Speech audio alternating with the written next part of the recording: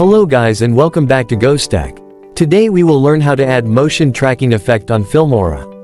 So, as you see we have here a sample video, and we gonna track this woman while walking.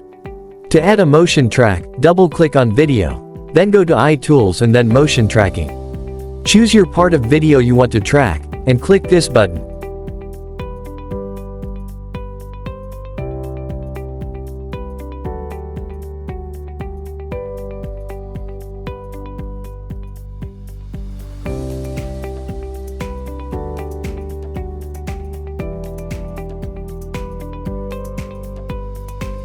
Now we gonna blur the face of the woman and see how it will look.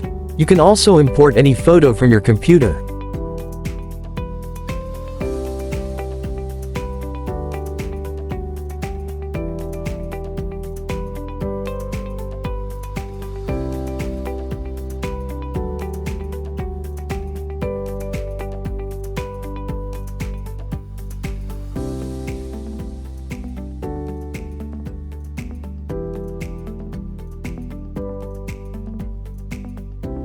Now let's add an emoji and see how it looks.